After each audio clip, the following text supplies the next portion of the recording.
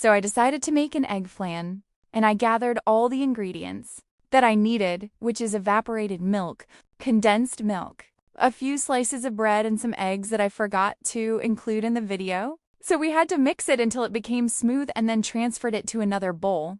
We had to steam the mixture for about 30 minutes and let cool before we placed them in the refrigerator. After 2 hours, we took it out of the refrigerator and transferred it into a plate. It was so good.